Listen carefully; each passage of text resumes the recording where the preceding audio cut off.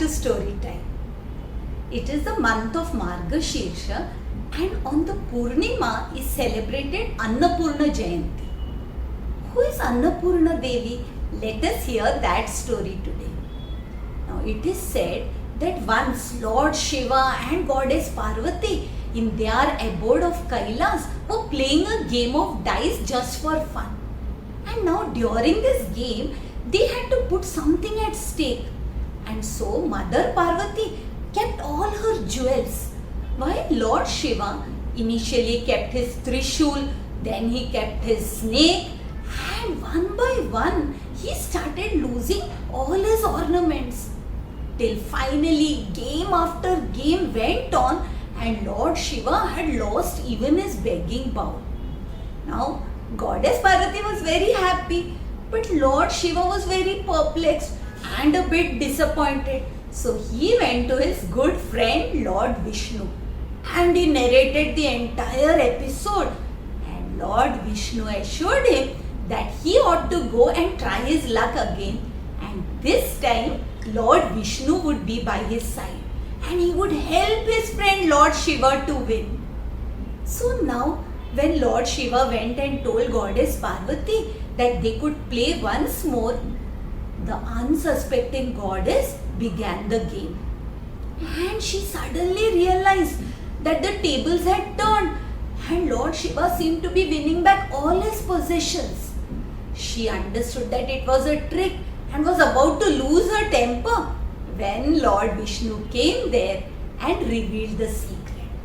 He said that the dice had kept moving just because of Lord Vishnu's power. And he in fact said that whatever went on in this Srishti was just an illusion.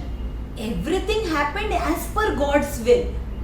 And to this, Lord Shiva now added one small comment. He told that everything in nature, including food itself, was an illusion.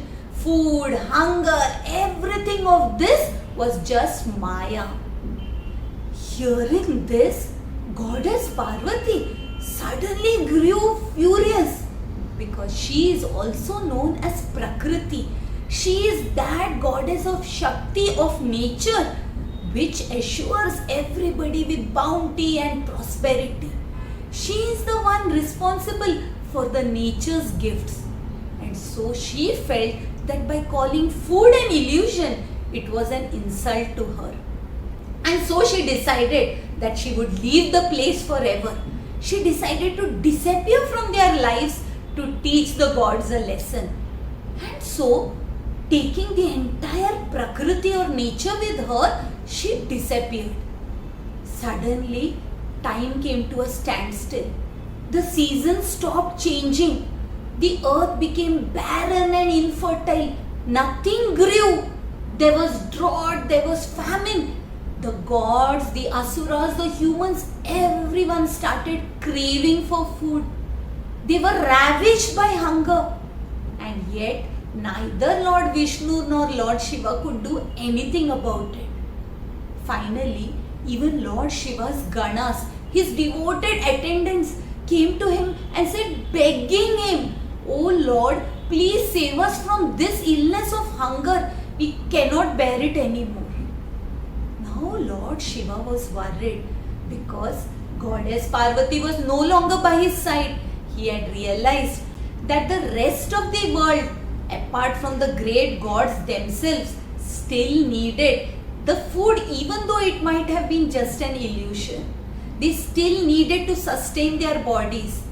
And so he began to think of some solution to this big problem. And at this time, he came to know that in a place called Kashi or Varanasi, there seemed to be a goddess who seemed to be distributing food freely and very compassionately. Now it had so happened that the goddess was after all a mother. And can a mother just sit by silently when her children are crying and wailing? So her heart had melted. She could see that her children were all going hungry. And so she went to Kashi and started a kitchen where she began distributing food to one and all who came at her door. And when Lord Shiva heard of this, he too decided to go there. He did not go there as the Lord of the three worlds. He went with a begging bowl in his hand and stood in line to receive the bounty from the mother goddess. And goddess Parvati, looking at Lord Shiva, smiled. She had forgiven him instantaneously, and she knew that he had realized her importance in this entire cycle of creation. So lovingly she fed him with her own hands. And from then on, it is known that Mother Parvati is the queen of Kashi or Varanasi, but in the role of Annapurna. Anna means food, Purna means complete fulfillment or satisfaction.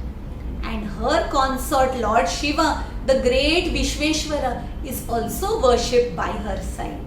To this day, in this temple honoring the mother goddess Annapurna, free food is distributed to all devotees who come there.